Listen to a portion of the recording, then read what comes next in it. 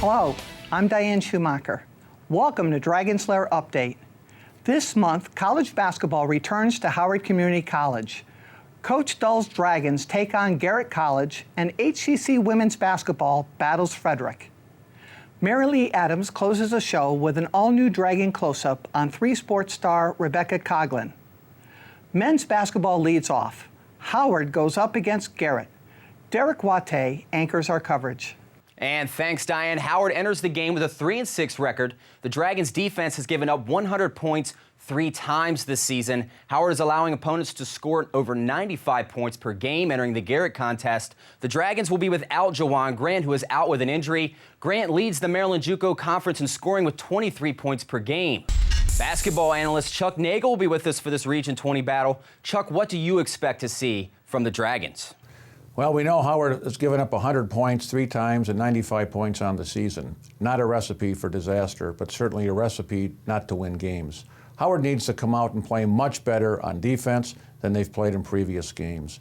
Whether it's a man-to-man or a zone defense, they must get more aggressive, and they must do a better job on the defensive boards. No doubt about that. On offense, they need to be much quicker to the basket and not always rely on the outside shot. They also need to do a better job on the offensive glass, getting second and third shots.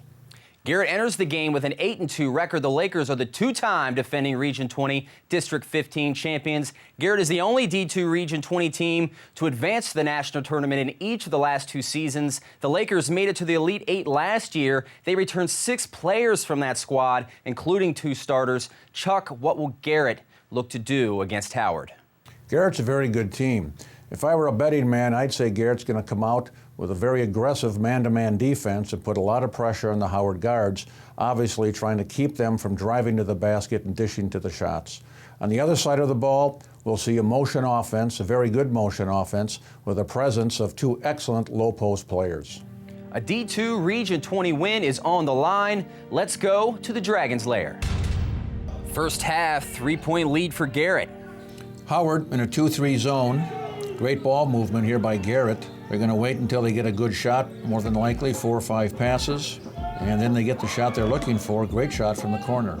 9 minutes remaining in the first. Kyle Davis bringing it down the floor, attacks and finishes himself. Garrett in a man-to-man defense. Dragons trying to get a good look or some penetration down the middle. They don't get that penetration, and they settle for a 25-footer, which is off the mark. The Dragons try to run a 2-man play.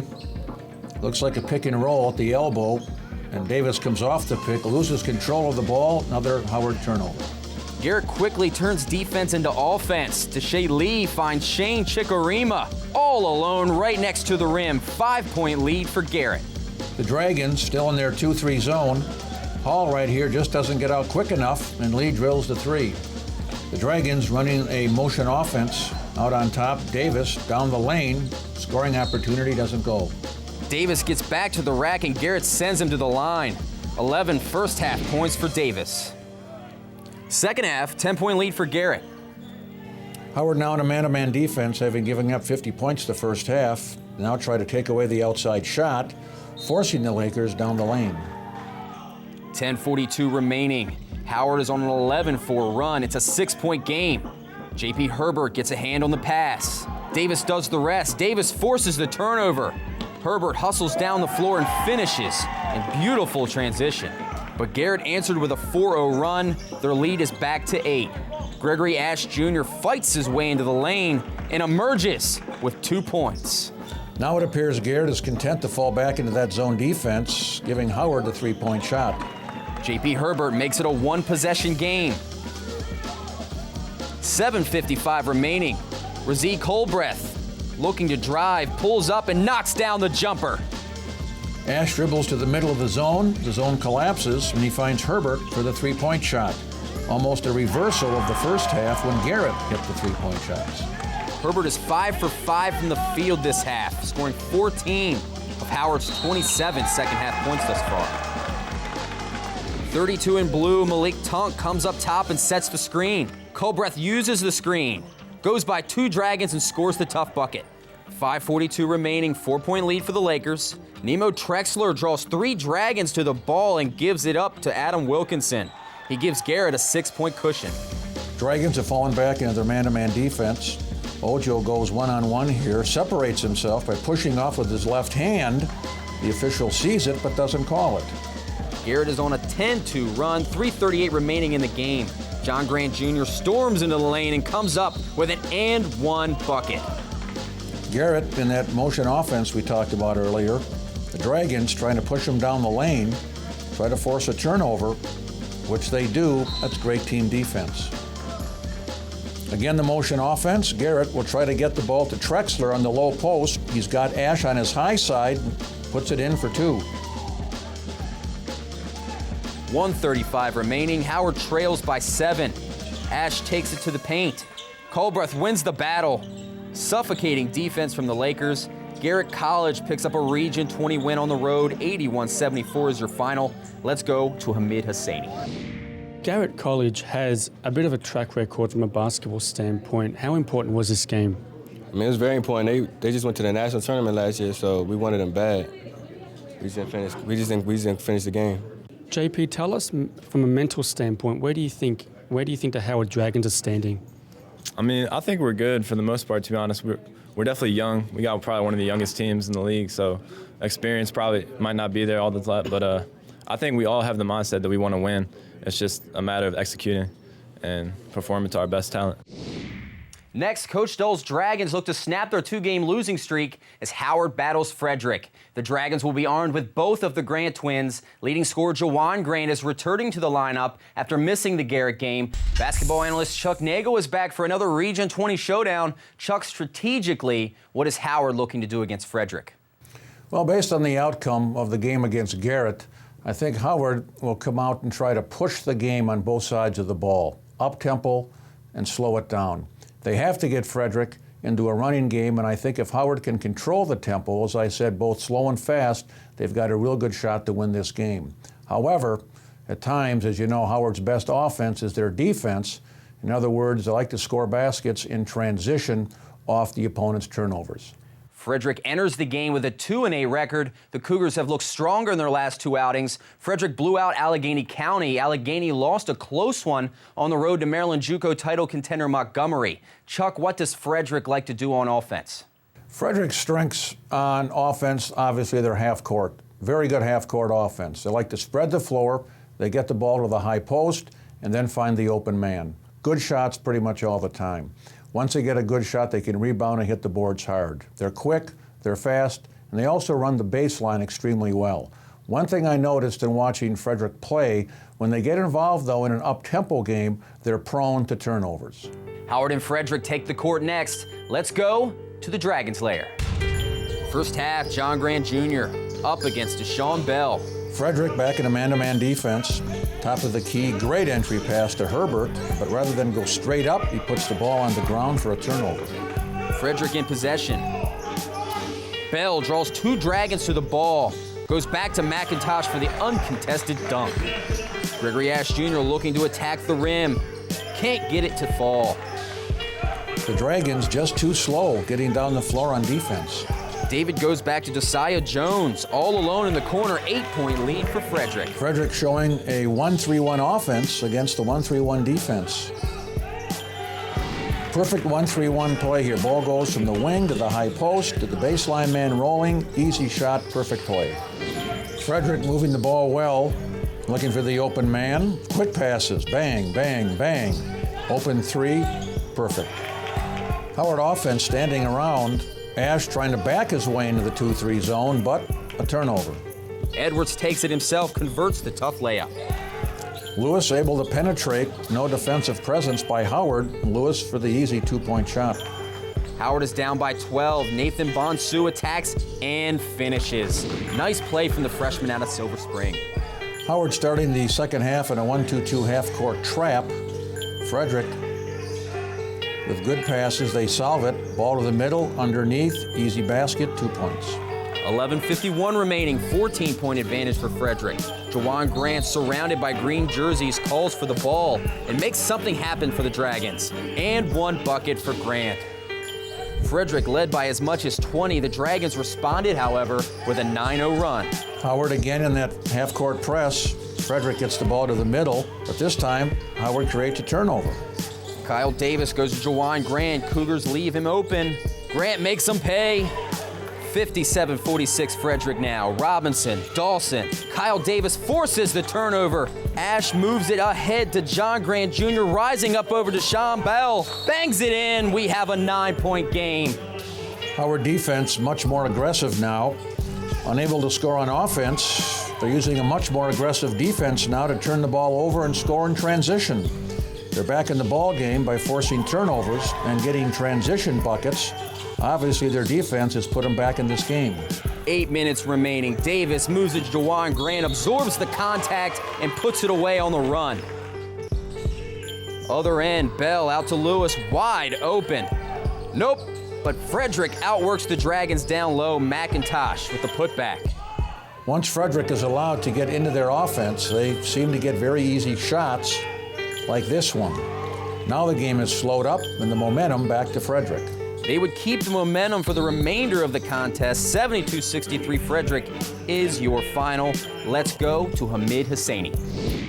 At what point during the first half did it become a mental game? Because it looked like it was very, very physical out there.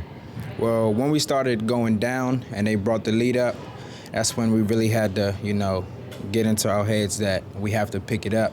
And it seemed like nobody was buying into that. Everybody wanted to just keep on going hard, but basketball is a game where you have to think. So when we went down, that's when we had to pick it up. That's when it became a mental game.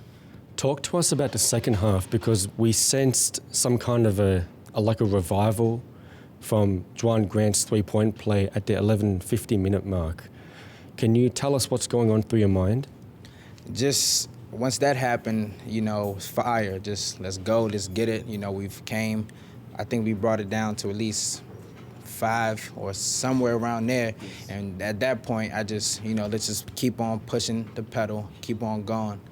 But just fire, just intensity. I just felt like we had it, but we didn't get there. Well, great job out there, and good luck on your next game. Appreciate it. For Dragons Lair Update, I'm Omid Hosseini. My first guest was an assistant coach at Coppin State University for 9 seasons.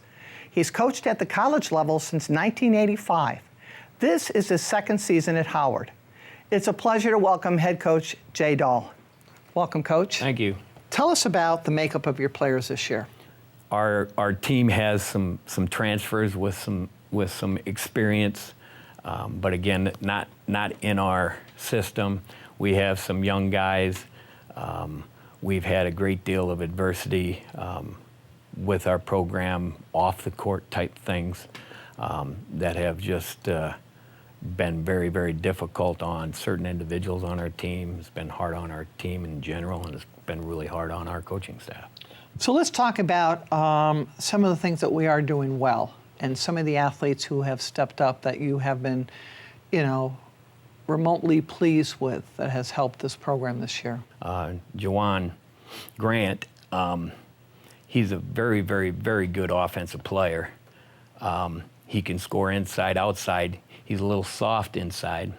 I had a conversation with his father on the phone the other night when I got a Division I call inquiring about him, and I basically told his dad, Juwan has the offensive potential to play at the Division I level. What he needs to understand is that he's got to hustle on the defensive end of the floor, and he's got to do the things that he needs to do. And his dad goes, I'm glad you said that, because I've been trying to tell him that. And I said, I understand that. I've had 2 sons myself, so I know what it's like when you're trying to tell them something and they think they have all the answers. He has the capabilities of playing at the Division I level next year. And I told him on the bench that during the Frederick game, I sat him down and I said, now if that coach that I talked to on the phone was at this game today, that could have cost you a scholarship. And see, guys don't understand it's those little things. I mean, I was a Division I coach for 13, 14, 15 years, and I knew what I was going into the gym to look for, and it wasn't always the leading scorer. It's all those little intangible things that make a team good. And if I come in there looking at one specific person, and I see him being a dog on the defensive end of the floor or finding time to rest. And then I see, and this is another point that I would make to my other guys on the team, then I see other guys on the team that are just busting their tail. And then I kind of put the guy that I came there to look at back in my file, and I add somebody else. And so I'm trying to get across to the guys that they just have to play with effort every time they step on the floor, whether it be practice or whether it be in a game. But he's our leading scorer, pretty good rebounder. His brother John is a better shooter than what his stats are showing.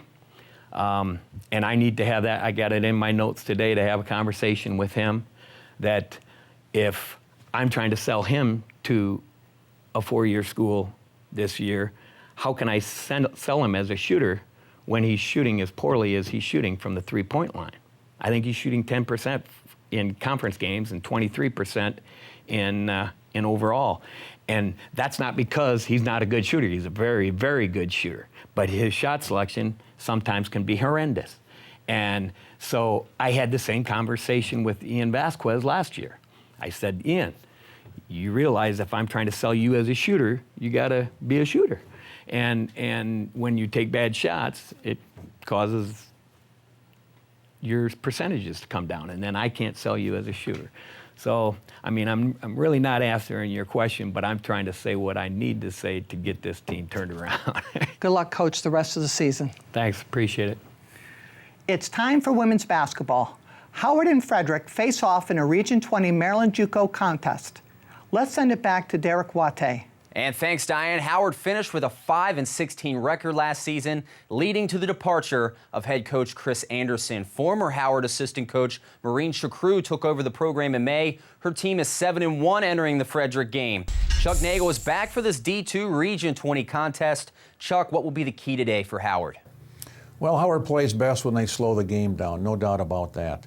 Their half-court offense has been very, very good. They're familiar with the offense. They do a nice job. Most of their scoring comes by the guards driving to the basket and dishing for shots, which eventually opens up the shots they hit. Defensively, they must absolutely do a much better job rebounding. Frederick enters the game with a 4-6 record. The Cougars are in the midst of an up-and-down season. Frederick scored an upset win over Hagerstown, but the Cougars are just 1-4 since. Chuck, talk about the style matchup here. What do you expect to see? Well, I mentioned Howard likes to slow the pace, while on the other hand, Frederick plays best in the open court. Up-tempo, no doubt about it. Frederick also relies on two very good outside shooters and the ability to get the ball off the defensive boards and to beat the opponent down the floor. They do both very well. Their strength is definitely their transition game. Coach Chakru's Dragons look to keep their momentum rolling against Frederick. Let's go to the Dragons' Lair. First half, Howard leads by 5. Dragons working against the Frederick Zone D. I like the way Howard moves the ball. A lot of passes, everybody gets a touch on the ball, a couple of dribbles, and they get a great shot. Quick passes, the most efficient way to beat the zone. Howard in a 2-3 zone. Trouble with 2-3 zones, if you don't get out quick enough to stop the shot, you give up shots like this one. Fatima Blake converts the 3. She has 7 points. Less than a minute till the half, Tia Bird up against Sam Heisig. Big time block by Heisig. Dragons make the stop on defense. Coughlin takes the ball, looking to do some damage in transition. Coughlin attacks the rim and finishes. Dragons are on a 6-2 run. 8 seconds remaining in the half. Again, Howard in a very compact 2-3 zone.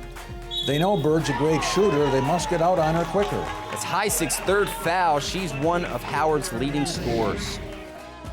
Second half now, 3-point lead for Howard. Excellent transition defense by Coughlin. She forces the turnover.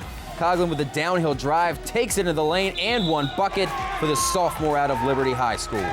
Coughlin takes the ball right into the defense, which is what you want to do. She forces the action, and it pays off. Frederick in a man-to-man defense. Here you see Heisig sneak down on the baseline. They set up a double pick for her. On the low post, easy layup, well executed. This double post play will work against the man-to-man or against the zone. Heisig from the wing, able to drive through the Frederick zone for the easy layup. Heisig attacks and finishes. 9:51 remaining in the fourth quarter. Heisig picked up the fourth foul. She's on the bench. Bird buries the three. Frederick against the 2-3 zone, getting good shots, making good shots. They're putting them in. 8:18 remaining in the game. Frederick on a 10-4 run. Knowledge Thomas with room to shoot. Off target. Here comes Frederick down the floor. Tia Bird ties the game. The Dragons seem to be standing around on defense. Sometimes the zone a very poor rebounding defense, and you see it here. Frederick has outscored Howard 16-6 in the last 5 minutes. Howard, it seems, is just sort of giving up on that zone defense. Frederick passing around the ball, getting shots anywhere they want.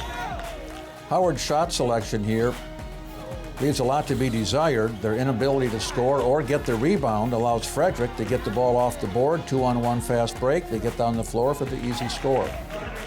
3:37 to play in the fourth. Frederick is on an 11-2 run.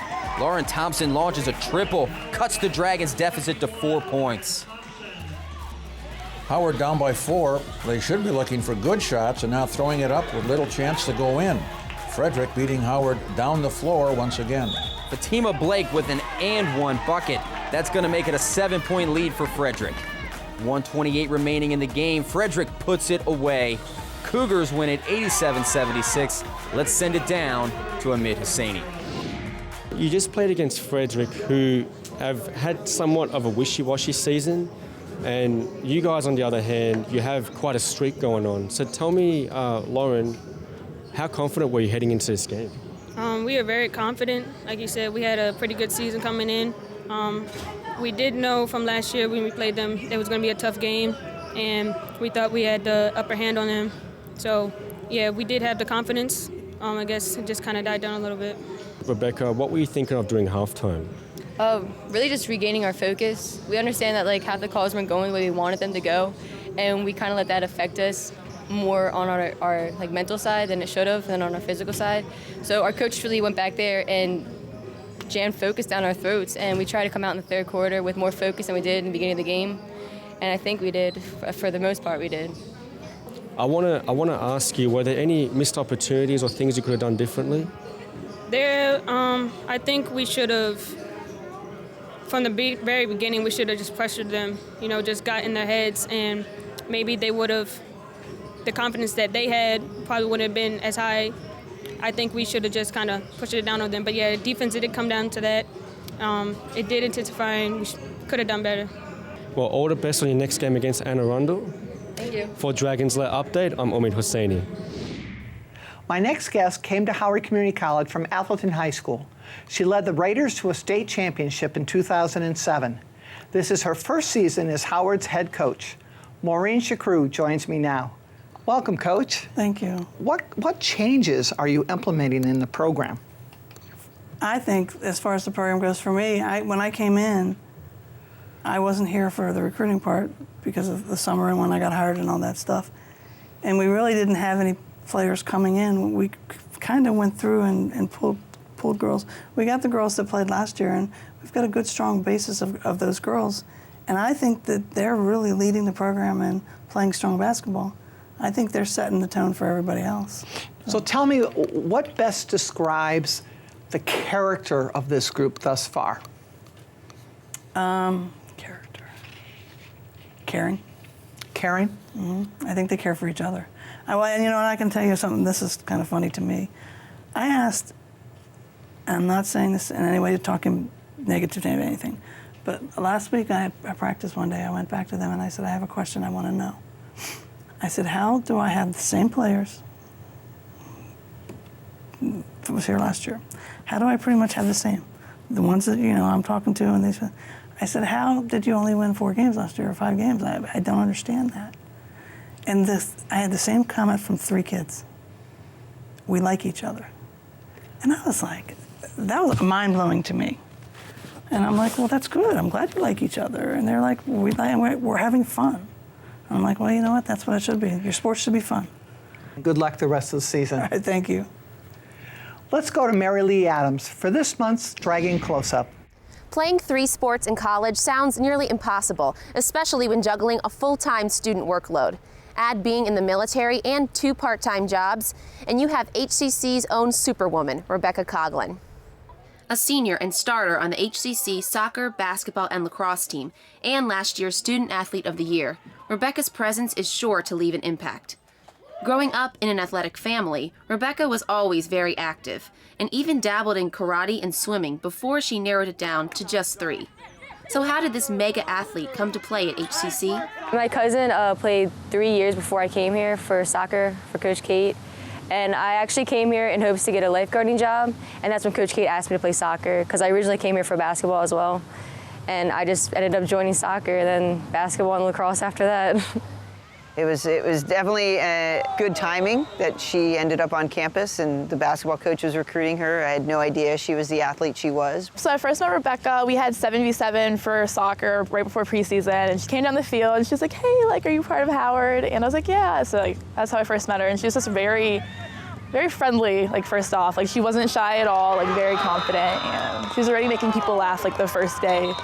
So she's just one of those people, like, you don't meet people like her very often. Like, she's one of a kind for sure. Rebeka's effervescent personality and sense of humor seems to have won the hearts of both her teammates and coaches, all the while still having the mental focus and drive to come through in games and juggle her hectic schedule. She's a trip. I don't know how else to say it. She's hysterical. She wants to have fun, and she's able to do that. And at the same time, she's able to turn that and give you everything she has. Rebeka definitely is a role model. She's a leader. You always can rely on her, and it helps that she is goofy, because you need that sometimes. You need the comic relief, because sometimes the games get really stressful, and you can look to her to make a great play and then make you laugh at the same time. She's a pure athlete. I would love to have 11 of her ability. Well, she played soccer in high school, but her athleticism that's what makes her who she is. Rebeka wasn't always the star athlete and student, though. Her hardships before coming to HCC led her down a difficult road, a road that led her to joining the Army Reserves. I went to Virginia Wesleyan in 2011 after high school, and I failed miserably. Once I failed, I realized that I had to turn my life around, because it affected not only me but my family and like the financial aspect. So I wanted to do something better for myself, so I decided to join the military. And ever since I joined the military, kindness went up from there. And then I came here. I have a dad who was military, and I look at her and I know what her commitment is. And to be her age and have that commitment and show that on the athletic field in different ways, I totally respect her. I think being in the military, she's just, for one, she's fit. She's leading the pack as far as all of our runs. And she's just a natural leader. With so much talent and promise, Rebeka has been left with the decision of what to focus on after her time at HCC comes to an end. Playing sports at a 4-year school would be a whole new challenge, but her path may take her down a more criminal road. My major is criminal justice, so I want to get into like either law enforcement and in hopes to like gain, superiority and go into higher up positions in the criminal justice system, like go to government workers, FBI, something like that. I would really love to like get a scholarship somewhere, like, because money's everything. I would love to get a scholarship and play, and then get my bachelor's in criminal justice at a 4-year school. She did tell me that criminal justice was the way she wanted to go, and obviously I'll help her as much as I can and put her in contact with the right people if I can. With her coaches and teammates behind her, Rebeka seems to have a very bright future ahead of her. And with basketball season coming to an end, Rebeka will be heading into this spring with her head held high and a lacrosse field to conquer. For Dragons Lair Update, I'm Mary Lee Adams. Thanks for watching, and remember, go Dragons!